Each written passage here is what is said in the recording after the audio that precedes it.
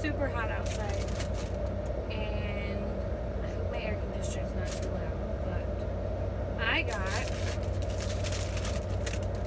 honey baked ham for the first time ever. I never had this. I really wanted to try it. I already took a couple bites. Not even a little bit mad about it. There's that. Alright. Here, let me show you the pretty side. See that? It's got like real spiral ham. Lettuce, tomato. Cheese. So good. Alright. So since I'm sitting here, might as well do mukbang. I'm waiting for a friend of mine here over at Comfort Dental. And I guess I really just want to get into me talking about my gastric bypass. So, in 2013, I opted to have gastric bypass through the United States Military's Medical Center in Fort Bliss, Texas, which is in El Paso, Texas. So, it's 230 pounds, 235. But at this point, I had been told for so long that I had so many medical problems because of weight issues and weight gain that was probably my better option. I was taking an upward of like 7 different medications for things that I probably could have just controlled honestly on my own. Like if I started working out, or I started, just doing things to try and get the weight off. And like I know there's metabolic syndrome. I just don't think I had it. I think I was diagnosed it, but I don't think that I had metabolic syndrome. I'm taking like metformin, hydrochlorothiazide, and that's for like pre-diabetics and hypertension, or like high blood pressure. So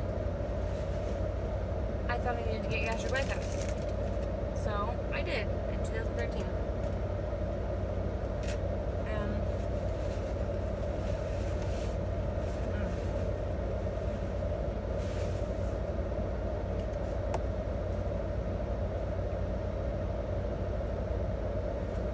I had complications from the very beginning. I had my surgery, and then I started having fevers that were not able to be controlled afterward. I ended up getting MRSA for the first time. I ended up getting MRSA again later on for my neck. MRSA. I'm also very allergic to latex, and had a latex allergy band and everything on my the latex band and everything on my wrist with like, it was bright red, said allergy, latex allergy. Well, when I was out of surgery, they used a latex catheter. If you don't know what a catheter is, it's a tube that goes up your pee hole, your urethra, and it allows you to be able to go to the bathroom controlled during surgery. So, wake up, and a friend of mine, I'm in ICU, and a friend of mine is like, hey, your pee bag's looking kind of weird. It's like white, turned white. I'm like, turned white? What do you mean? Well, apparently it was a latex catheter, and it was causing an infection inside of my body because they didn't see my little label.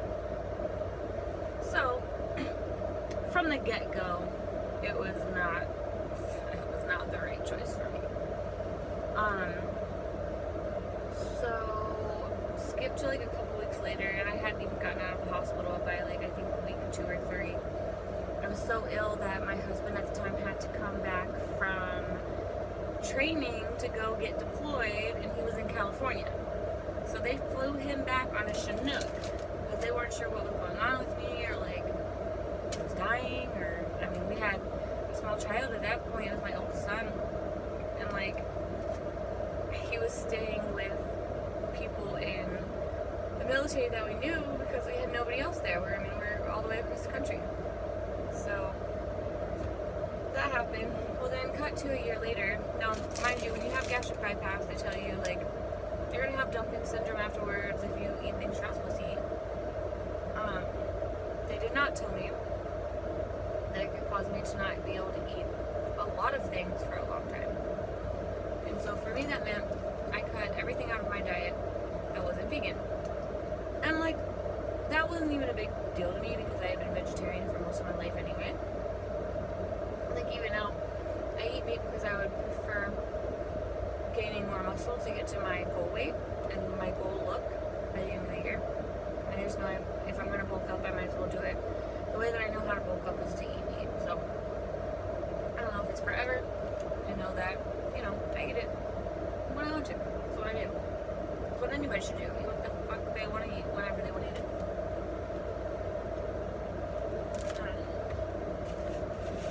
So anyway, ate like vegan quite a few years. Realized that I was so extremely depressed that if I needed something like fish in my body, started eating fish and I immediately felt better. The brain fog, the anger, like all those things that you feel when you get like hangry were diminished, which was amazing for me because I had been kind of like in this hangry state for like a year, so I was ready. So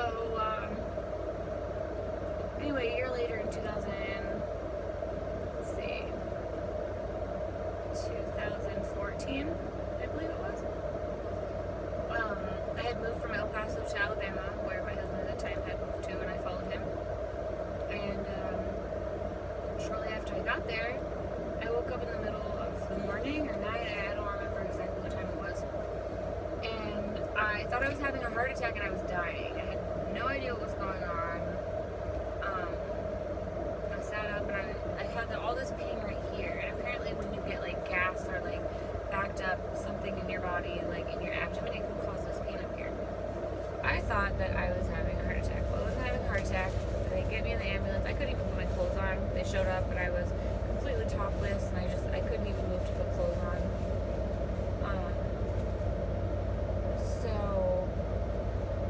They come and take me to the hospital. I am like screaming at this point. It hurt so bad. I literally thought I was dying. So I'm like, you know, are you guys just gonna let me lay here and die? What is happening? Why is nobody helping me? Like, what am I doing here? And so they did I think it was an ultrasound or something. I don't remember at this point. They did this test where they checked to see what was going on in my abdomen, and what happened was the stitching from the new stomach that I had to the new intestines that they rerouted, because I had R and Y, which was like Roux and Y surgery. So basically, instead of it like cutting in half and they leave the other half and then redirect your intestines to the other side, you get a small pouch and they redirect it up. Well, where they had redirected it, that connection had failed. So ulcers had eaten through it, and basically there was stomach acid and whatever was in there, I don't know. Stomach acid and stuff was leaking into my abdomen, and that was all the pain, was I was experiencing stomach acid touching my other organs and things like that, which you can easily, you know, it can be fatal. So they told me I needed to go into immediate surgery, and I did. And that's what that large scar is on the front of my stomach. So from underneath my chest bone, like right here, all the way down to underneath my belly button, I have a cut. Actually, I will just draw it. Well, yeah, I'll just show you a picture. Anyway, so I woke up in ICU and I was literally cut in half. The pain medicine was not working at this point. And so what they did was they put an epidural in my back. And you're hearing me right. An epidural like pregnant women get when having babies. Here's the deal. When you get surgery like that, the next day you have to get up and walk. It's not a bad thing. You're not doing it to do you. But you have to move around so your intestines don't get backed up, and then you get backed up and then you can't go poop, which is also a bad thing. So I'm like, okay, let's stand up and walk. Well, at this point I had been in so much pain and in and out of it. They had this epidural put in my back. I'm like, okay. Like, I was able to basically sleep through it because it was so painful. and it was swollen to the point where they just had staples in, and that's why it kind of looks like it goes like this, because it was like stapled in, and so swollen that the other parts was kind of like opening up. And so that was fun to look at. But besides that, the next day they told me to walk, and when I stood up, I kept telling the nurse over and over and over and over and over and over and over again that I was scared to stand up because I thought the epidural was going to slip and then I was going to lose my epidural. And I didn't want that, because they told me, like, okay, if this epidural slips, we can't do another one. You're going to just have to suffer with pain medicine. I'm like, alright. But I had to get up and freaking walk. I did not want to do that. So I get up and walk. This lady, I couldn't put my feet down really. Like, all of my lower extremities kind of weren't working. Probably from pain.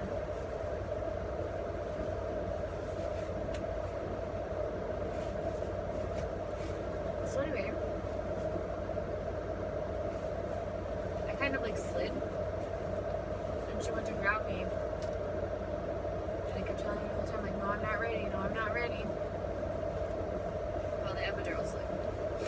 And I mean, within 2 minutes, I could feel everything. I'm just like, oh my god, I'm gonna die. I was scream crying, it hurt so much. I mean, imagine, like, first of all, my internal organs had just been, like, washed with. Alright, so anyway, so this epidural slipped. I was screaming in pain, and I had to live on this medicine for the rest of the time. It was, Dilaudid is what I think they were giving me. And morphine never really worked in my body at this point, just for the simple fact that, like, I was on pain medication from breaking my neck, that, like, it didn't work. None of it worked.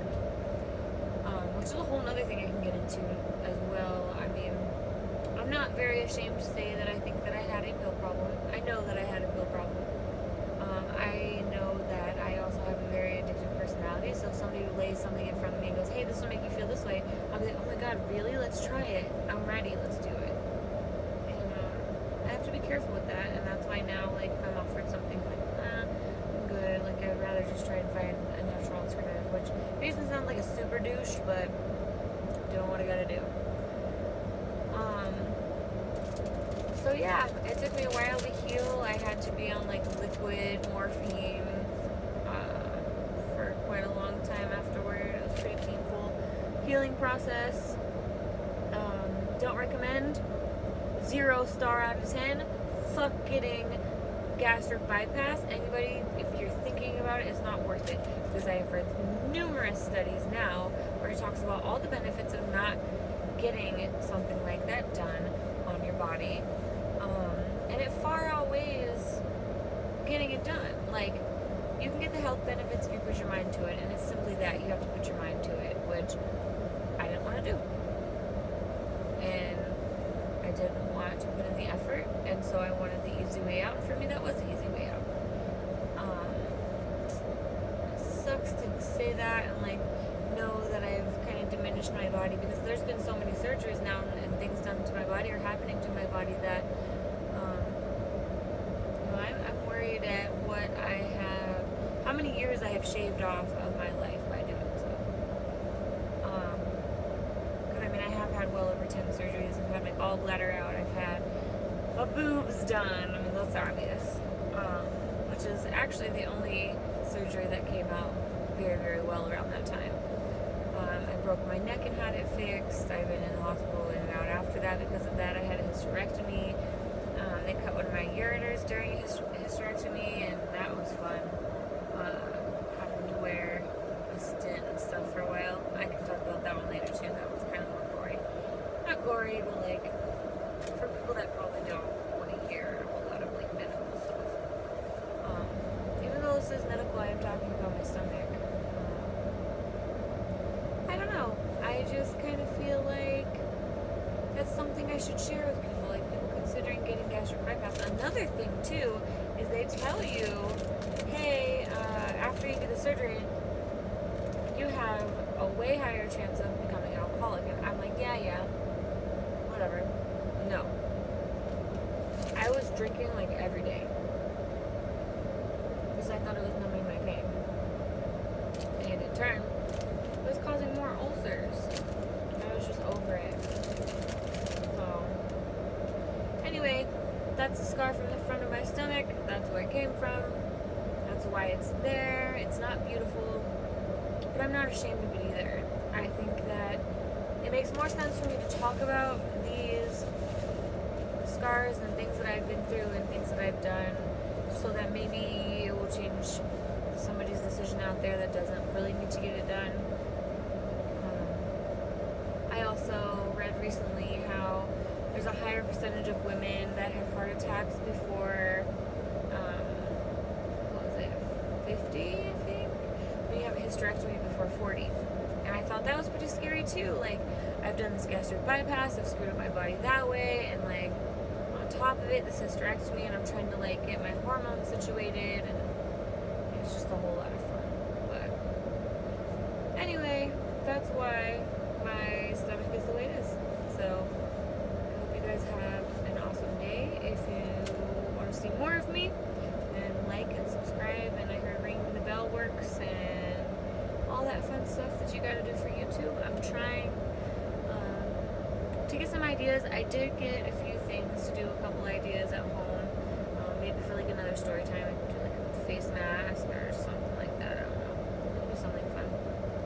But I figured for now, be like, hey, honey baked ham for the first time. Never had this. Because I really want my channel to be a lot of like first times. I want this to be like first time thing. Like, I was married for 12 years, and I really just wanted everything for our family that I kind of omitted myself and things that I wanted to do for the first time. So things like wearing a bright blue wig out in public. Actually, a girl told me that it looked real, and I was pretty impressed. I'm like, heck yeah, thanks. As well as eating honey baked ham for the first time. I figured, what better story to give you than my gastric bypass story while I'm eating.